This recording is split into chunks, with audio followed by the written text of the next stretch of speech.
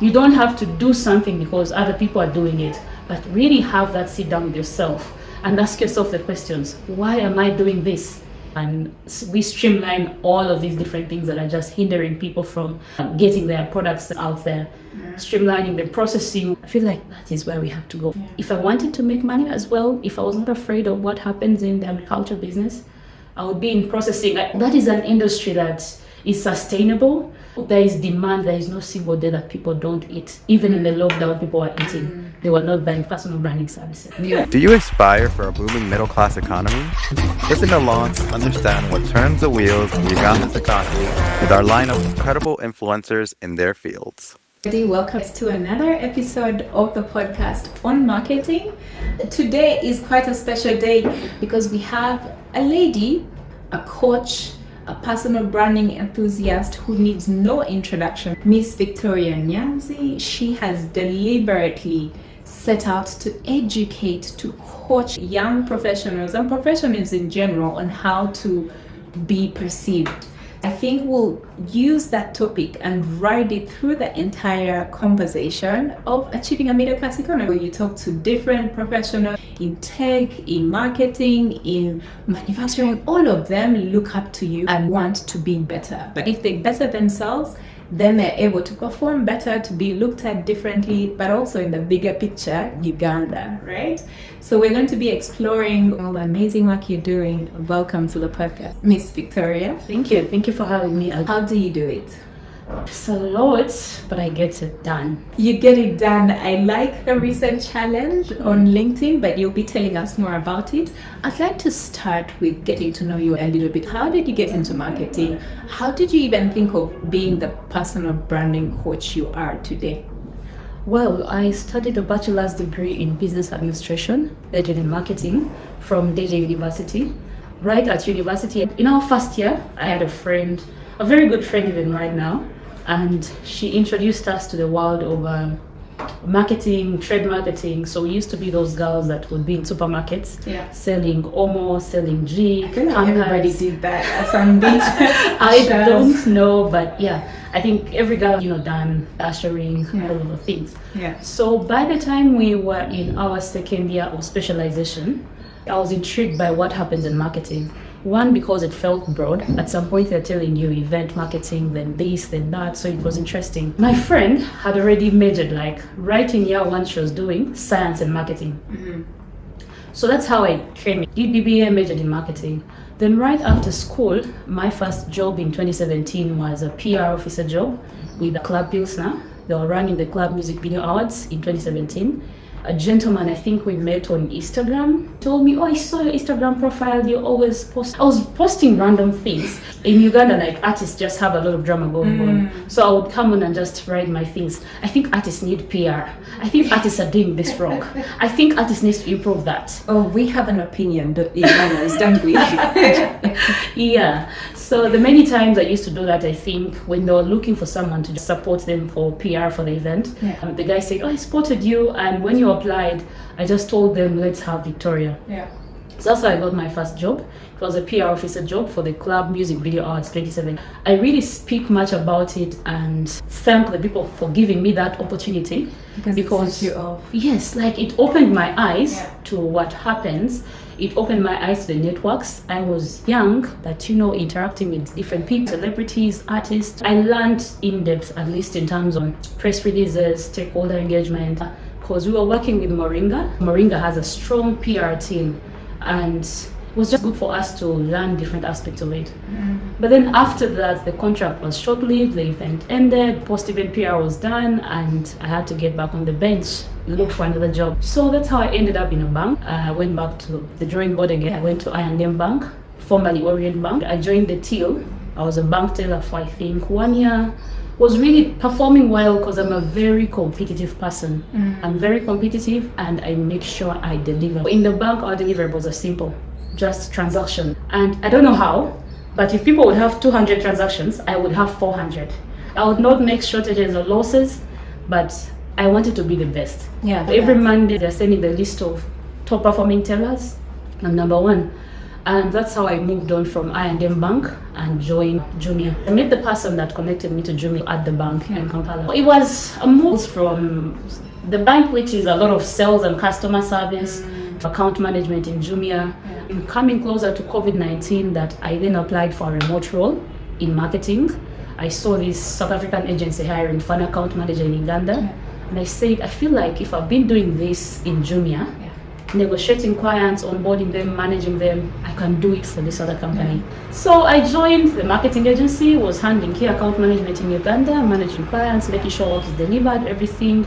But it was broad that you get to understand different facets and feeling done here and there. I was also looking for another challenge. When you're working remotely, you don't have a team that you're interacting with, spending time with, learning from. So I looked for another challenge and applied again. Now got a job in a local marketing agency. A very big role, growth and business manager. Onboard clients, manage them, oversee the growth of the agency and the marketing agency. You do social media management, key account management, so many do this, everything, content writing, copywriting. It was a very wonderful experience. Yeah, I absolutely agree. Looking at your journey from when you started, I can see how that then shaped where you are Exactly. today.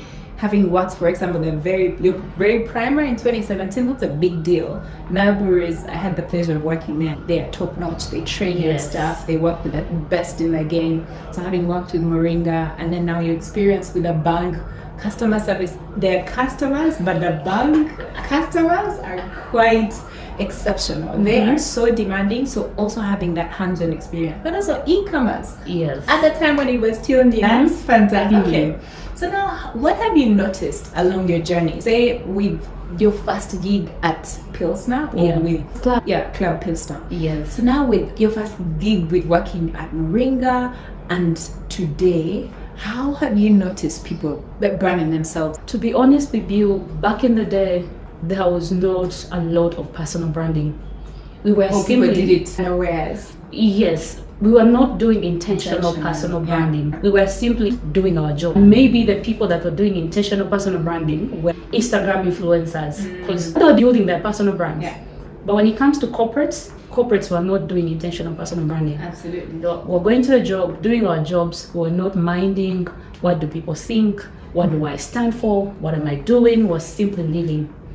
Because I also didn't know what I was doing. Maybe that's why I was just moving on. From here to there, because I had not yet fully identified that this is my value, this is what I can give, and I think I can say that I'm giving it to these people or to this kind of organization. I was moving on, where they're adding me 200k more, I get the job.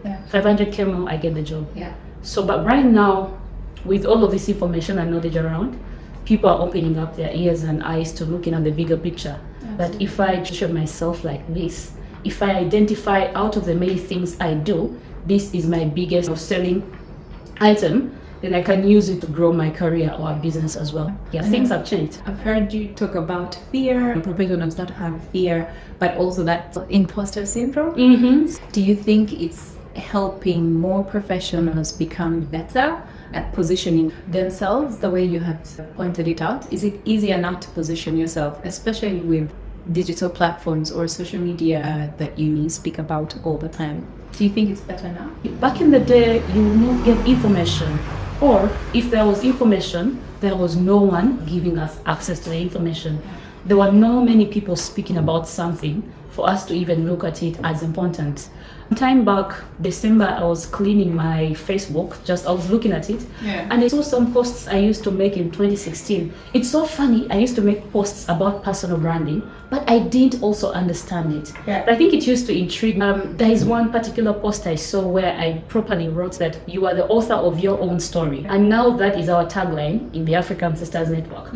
I don't know how I came up with that you are the author of your own story, but I think it was ringing in my mind that as you're living, as you're doing everything that you're doing, you are writing a chapter of your life. And if you're intentional about it, you can really author the right story. Absolutely. So right now there is access to information. There are people that can support, and dealing with things like imposter syndrome is a little bit easier.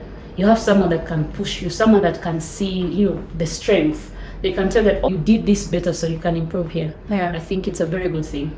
Oh dear Precious, we're in it for a ride. We have beauty and brains. It's all fantastic.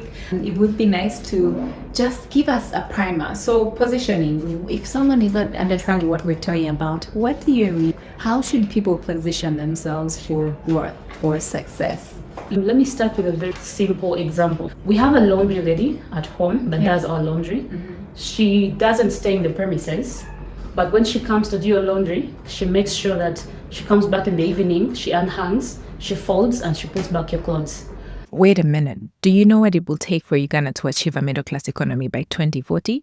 Please send us an email at onuganda@gmail.com. Now, every time I think about changing a laundry lady, I weigh the options, and she has something that makes her better. She's going to come back, fold my clothes, and put them away for me. So I'm trying to drive to a point of what is that unique thing about you. That is what is going to make the positioning better. So if I think about having Janat to come and do my laundry, Janat is going to come, wash, and leave the clothes on the line for me. So I have to remove them for myself. But Stella does the washing, removes, and puts the clothes on my door. So who am I going to work with? I'm going to work with Stella. So we have the skills, we have what we do. The right positioning is you identifying that extra thing about you. That out of the 10 people in your industry that do what you do, you have an extra thing. That if I walk into a room right now and I'm pitching marketing or public relations, I always say, but we can also offer personal branding services for the CEO. We can go straight for you. We can make sure that your LinkedIn profile is stellar. No, that is the different thing that maybe somebody else is not going to come with. For me, that's the first step if you want to do the right positioning as a career professional. Define what is that unique thing about you. Sometimes it's within our skills. Maybe you're the kind of person that can write 10 articles in a day, but you don't think about it that way. You think, no, I'm just a good writer. No, that is the unique thing about you. You can get that work done. You are a videographer, you can edit 10 videos in a day. That is a unique thing about you.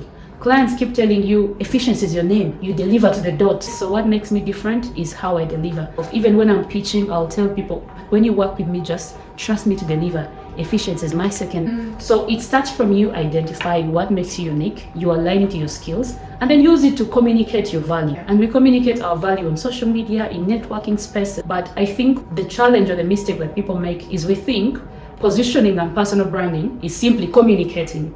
So I'm going to communicate anything or what I think is right. But it's a lot of that internal work. What have I discovered that is special about me? What are my skills and how do I start to give them to the world? People are often shocked when I say, my biggest cash cow is the marketing and PR consultancy. But my message on social media is personal branding.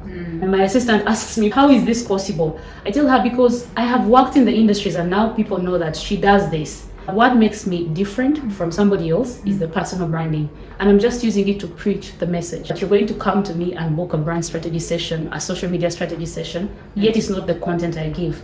So I identified my unique value proposition, what I have that other people don't have. So that is the beginner point of positioning. And in simple terms, I feel like probably sometimes people don't understand some of these concepts because they can be so complicated. But it can be as simple as you being a smiley face, and that's great for customer service or good at working with people. And then you could be horrible at other things. So right on that one thing you think you're good at to get what you can't even get at the moment. Like I gave you the example of the laundry lady. I really love it, and I even intend to make a video just explaining it because I feel it's the easiest example. It's just like if you have your border guy and you trust he can pick you anywhere.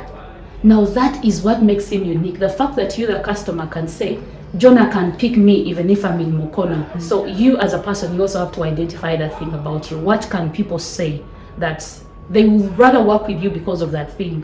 Like, I trust her to deliver. No, she will get this done. She will write this. Like, that is the beginning point of the whole branding thing, because we say a brand is an experience and a promise. So the experience is that thing that you're going to leave them with. And like you said, sometimes it's a smile. Sometimes it's a smile. I absolutely think you're a leading voice in personal branding. Thank you. I'm sure most people will nod in agreement with me.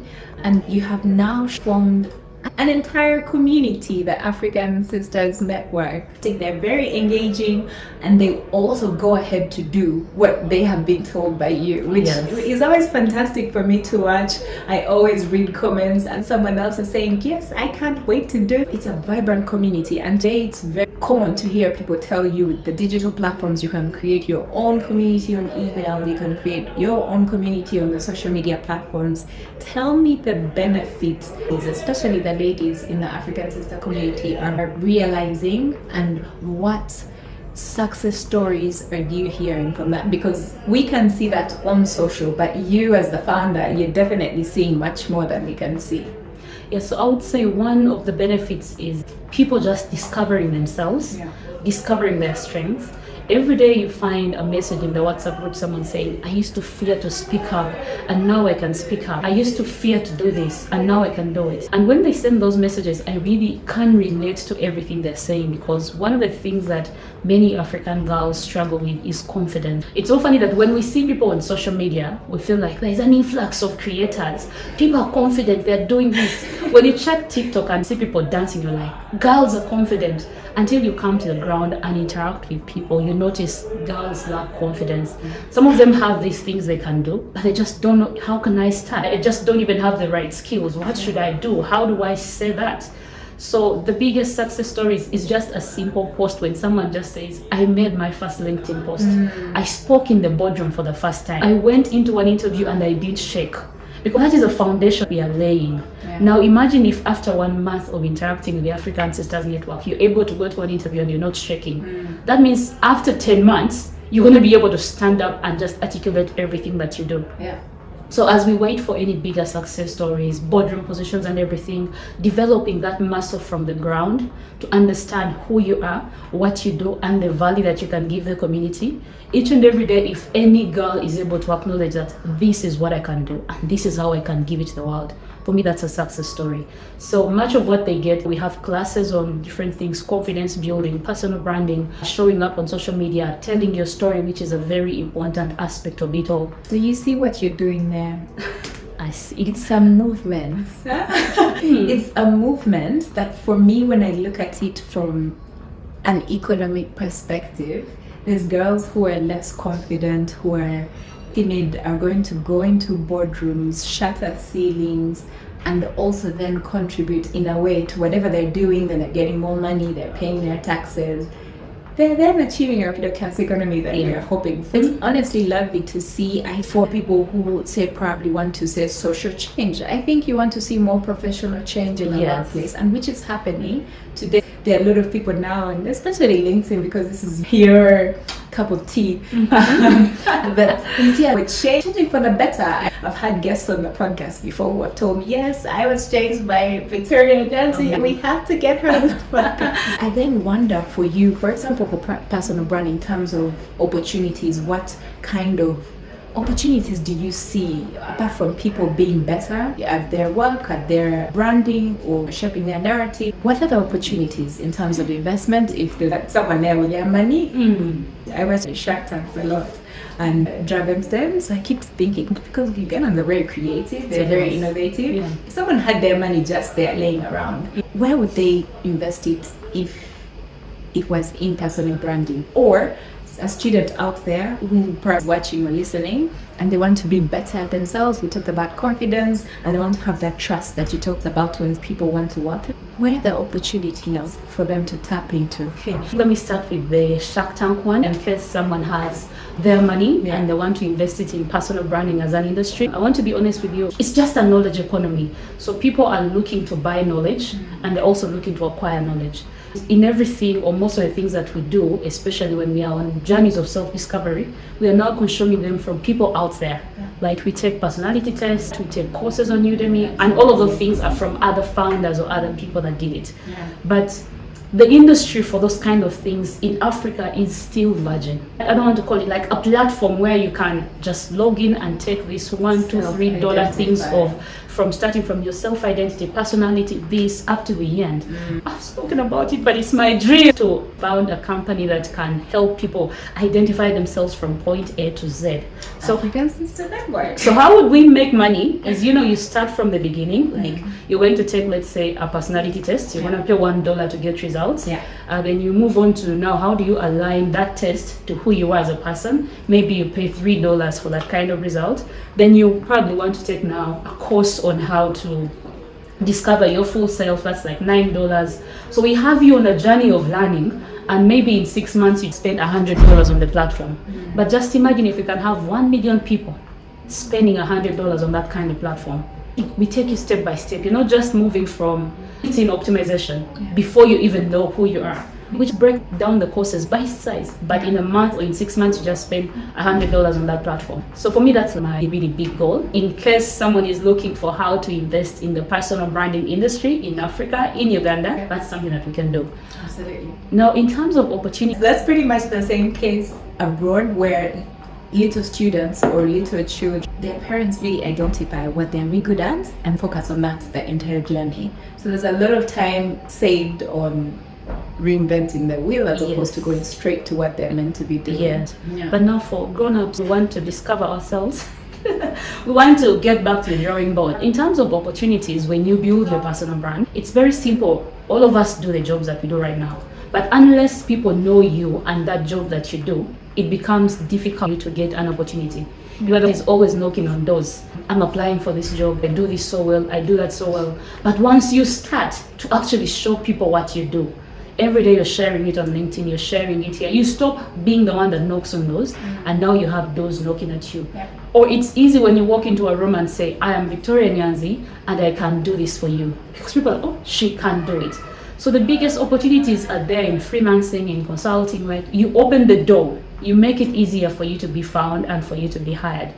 And then all of us do things that are on demand. I also tell people, we don't need to underlook anything. There's a world that has mental health enthusiasts, so many people. And sometimes people think, no, this is not on demand. This is not a hot topic. Even personal branding was not a hot topic before. It was never a hot topic. I think the hot topic was career coaching. So everything can become a hot topic. But the big thing is, how do you speak about it and make people look at it like, this is important, we have to invest it now. Were we having conversations about mental health 10 years back? No. Exactly. So the opportunities are there, but it's about how we position ourselves, how we consistently make people look at that problem like it's there and we have a solution. You can't identify a problem today and let it go tomorrow. That means you are not the person that God calls to solve that problem. But when you identify the problem and you're like, I am the messenger, I have the solution for this problem, then the opportunities are there for you to solve that problem. Brilliant. The message is very powerful, especially today. Oftentimes we're told you can be whatever you want to be, but there's not a clear strategy on how to get there. I think simple steps like this broken down, people can easily articulate, oh, if I'm doing this now, I'm here at school, then I need to start. Yes. I also want to circle back to something you mentioned a while ago, not actually here, we're having a conversation somewhere else, and you talked about you have positioned yourself in a way that then banks seek out for you. It's not by chance. So you intentionally position yourself that way so that those kind of brands align with you. So if someone is there and they don't really know where to focus their energy, what will be your best for them? Because there's quite a lot of things that probably might be the cash cow for them, even though they're not so sure how to position themselves. Okay, it starts from a lot of personal assessment, personal discovery. I'll first take it to an example. Back in the day when I just didn't know who I was and what I was doing, I wanted to be everyone. What are people doing on social media, on Instagram? They are influencers for lifestyle. I think we have a keyword in our Instagram bios, lifestyle influencer. So I also wanted to be everyone. I gave it a shot. It didn't work. So when I took a step back to really understanding my personality, who I am, where do I thrive, I noticed that I will not thrive in that kind of industry. So I said, okay, where do I really thrive better? I love to share knowledge. I've been sitting on this knowledge for a very long period of time. I think it's high time I share it. So that's the first step, a lot of self-discovery. You don't have to do something because other people are doing it, but really have that sit down with yourself and ask yourself the questions. Why am I doing this? If I was not being paid, what would I be doing? Those are important questions that you have to answer. If I was not being paid money, what would I be doing? But if I was being paid money, what would I be doing? And if there was no money, would I be doing point A or point B? That's especially in terms of positioning. If they ask you that, if that brand was not giving you money, would you be doing that? You need to weigh in terms of asking yourself those questions. And then you're able to know, okay, so I think in alignment with who I am, with my personality, with what I want to build, I will maybe speak more to these kind of industries or these kind of brands. Yeah. So even if they've not yet reached out to you as a consultant or freelancer or influencer, you start to position yourself like that. Share content that would speak to them in that way, so that when they think about the person, they're going to think about you.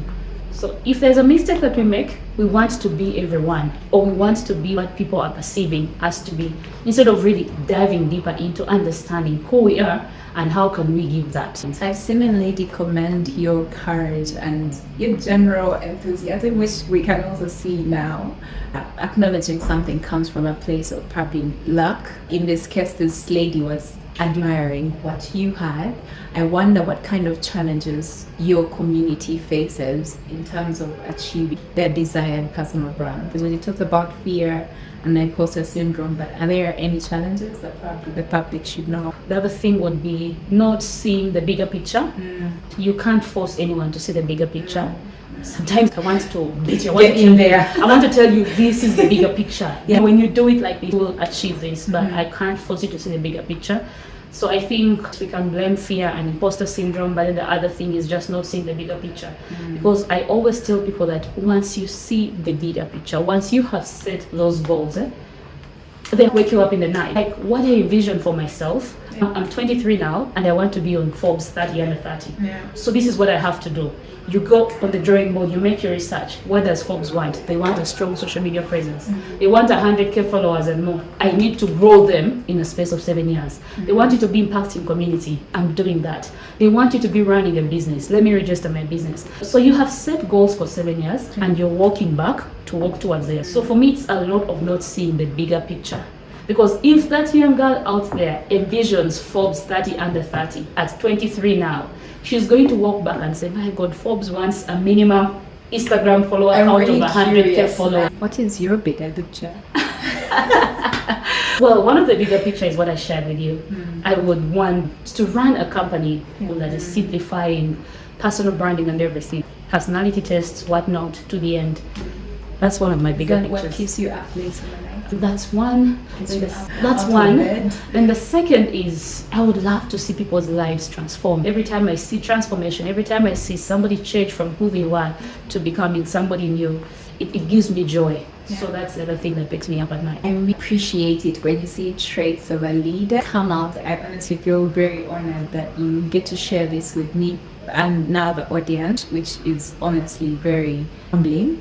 So I wonder, from your journey now, especially with that African Sister Network, a community focused on women and branding, to see them change professionally, how do you think this is going to play out? If we had to teleport into the future, how do you think it's going to play out 5 years down the road? We're going to have a really community of empowered women.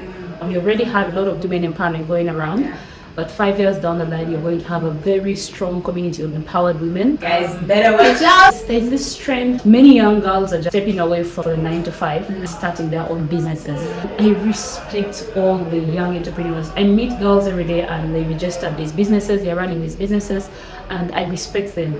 Those decisions that they made, incredible. So I know that 5 years down the line, girls are going to be very empowered. If we take personal branding serious and all of the things, the businesses are also going to be running depending on the founders. You know, if you are founder, take your brand seriously, then your business is going to grow. There's this common thing that in Uganda, businesses don't go past the 3rd year. Like with this level of empowerment, knowledge sharing and everything, we're really going to see a different trend. Businesses are going to be going beyond 3 years. Businesses are going to be succeeding because the resources are there.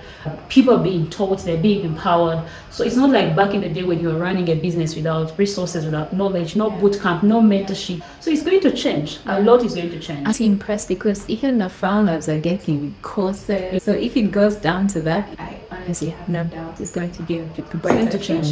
Yeah, people having coaches and being better at self-introspecting or self-searching is definitely going to be a much better world to live in. Are you ready? We always have the very last question that we ask every guest that comes onto this podcast. Wow. Okay. So we normally ask our guests what you think from where you sit, because you're a leader and they're a brand and now seeking you out to help them restructure internally, give them strategy for branding, and now also just individuals as brands try to buy themselves. What do you think it will take for Uganda to achieve a middle class economy? Because the World Bank projects that Uganda will achieve a middle class economy by 2040. What does that mean? We have better resources, people are able to afford healthcare, people are able to take their children on holiday and enjoy life. But how do you think we will achieve it? We have better healthcare and people are able to take their children for holiday, probably. But yeah, we are not yet there. I always tell people that I think what we see is just top of the surface. When you go deeper into trying to understand, if you look at the statistics that UBOS released last year, you would see that we have a lot of work to do. What we see on social media or in our communities is just that cream on the We're milk. in the urban center. Yes, so that is the only thing that we see. I think it would take a lot of us going back to what was the backbone of Uganda. I can never take away the fact that agriculture is the backbone of Africa, like they say. I feel like we need to get more into the export industry. Like everything that we have, or most things that we have in Uganda, it's a lot of importing. That means we are paying a lot of taxes. So if there's a way that we can have a lot of exporting going out. So how, for example, you and your services? Maybe me and my services, maybe the real groundwork, because the services are different, but a lot of exporting in terms of the commodities. These things that people make and they're sought after everywhere. You travel a lot, I know that. So you're seeing things that we have back home. We have these pineapples. The market prices there are insane. Yeah. So I don't know how, but we need to streamline that. It has to be something done to a level that we can really make back from it. Everything else will really come second in nature. If we want to achieve that middle class economy, we really have to look at agriculture, like they said. It's the backbone of Africa. So can we do much more of exporting it? Can we streamline all of these different things that are just hindering people from getting their products out there? Streamlining the processing. I feel like that is where we have to go. If I wanted to make money as well, if I was not afraid of what happens in the agriculture business, I would be in processing. I feel like that is an industry that is sustainable. Food processing and anything, it's sustainable. There is demand. There is no single day that people don't eat. Even in the lockdown, people are eating. They were not buying personal branding services. Yeah, that's absolutely true. So let's export food as much as we can. If we can make sure that we can export food. But it goes down to so many things, of course. The farmers that grow the food, are they empowered? Are they educated? They need all of those things for them to deliver how they're supposed to deliver. I've seen a couple of initiatives like UCC, educating farmers, skilling them and whatnot. So I feel like if those kind of initiatives are really strengthened and from the ground to the top, probably we can reach the middle class economy in 2040. What really inspires you? Is it the vision to have even a bigger community, or is there something else that's behind this force? What inspires me is really how I grew up Yeah. and the community I've been in. I grew up in a very small town called Lusaze, somewhere there in Mengo. I tell people that where we grew up, not many good things come out of those places. So you grow up in a community where people don't see good is going to come out of it. You also grow up with people not looking at any good coming out of it. So I think that's a driving force to you have to do better. You have to become better. Yeah. And when you think about it, there are other girls or people that have also grown up in the same circumstances. For me, I think if that is my driving force, I know it can push me to better heights. Where I grew up, people don't become better. I don't need to be reminded to do research, read, or try and improve. Because in all of the other things that I want can come if I'm working on myself. So in that regard, I don't even look at the future, that this is what I envision. It's my driving force, but it's the background. I would not want to go back where I came from. I would not want my family or even the girls I meet to go back to backgrounds like that. Yeah. So people don't think good can come out of your home village. Even the village doesn't believe in itself. And it fuels you to push boundaries, break ceilings. Good has to come out of this. Prove them wrong. Prove them wrong. Good has to come out of that village. Yeah. Oh, that's very touching. Thank you so much for making time, Ms. Victoria. It's been such an honor. I often have interactions with people, and there's the big word, personal branding. Personal branding is a big word with so many descriptions, and they are all right. Marketing yourself, your skill. But recently, while I was doing more research, listening to podcasts, I picked a conversation and I picked 2 or 3 words and put them together. People say there's personal, then there's a brand. And those that do marketing know at the end of the day, a brand is a promise, a brand is an experience. So I would love people to look at personal branding like that. Now, personal branding should be your personal promise and your personal experience. Your personal promise is your values then. Because what are you promising us? Are you promising timekeeping? Are you promising to deliver? That should be how you look at personal branding. Like the experience is now what you have with you, what your skills are. So you look at that, I'm going to use my skills to make a promise. If you come to me for marketing consultancy, this is my promise. I promise to deliver. I promise to deliver on time. I promise to show up. I think that is going to really wash away all of the other things. So look at it that way. When they say personal branding, I'm picking my experience and my promise, and I'm then giving them to the world. So you choose to either put them on social media and tell us this is your promise, this is your experience. If your promise is effective communication, tell us about your effective communication. You're a graphic designer, tell us about that. And then you'll be able to get the opportunities or to reap out of the branding in terms of making money. I learned it, or it simplified the many different things. I'm like, okay, this is something that people need to hear. And to add on that, I often think that personal branding is, I need to have a logo, I need to have brand color, and then it tends to limit people. Okay, I cannot be intentional because I need a logo, and if I don't have a logo, I'm not doing personal branding. Personal has no logo. You don't need a logo, you need your experience, your values, and just tell the world that. At some point, people think if I have a well-designed logo and my Instagram has aesthetics, then I am into it, I'm doing the best. But if you're asking people around, what does Aggie do? And your Instagram is just beautifully done, but you don't know what you do. Yeah. And after having all of that beautiful Instagram, you're not showing up on time. By the way, she came on time. They were here 15 minutes earlier, and I was thinking, your time? That is the promise. Yeah. He didn't come on time. Imagine me walking in 30 minutes later. I'll be gone. Exactly. So we need to be cautious of those things. Like that is the ideal personal branding, or else all of the beautifulness that we'll do online, if it doesn't match with the promise that we're giving, then the branding will just be blanding. Yeah, blanding. Yeah. That's a new word I just had. Blanding instead of branding. So we need to be very cautious on how we project ourselves to the world. And we had it all from Miss Victoria. We couldn't thank you enough for coming ahead of time, sharing all this knowledge freely and passionately. We are much better because of what you just shared. And in case a Shark Tank out there listens, hello, please reach out. Let's execute that project. We're here. Thank you for listening in this far. I really hope that this conversation was helpful to you. Share this episode with your colleagues or friends that you think will benefit from this information. Let them know what you're listening to. Would you also rate our podcast? Because once you rate our podcast, other people like you are able to listen to this information and use it to their own benefit. On a lighter note, follow us on TikTok and Instagram. We would really like to hear your thoughts.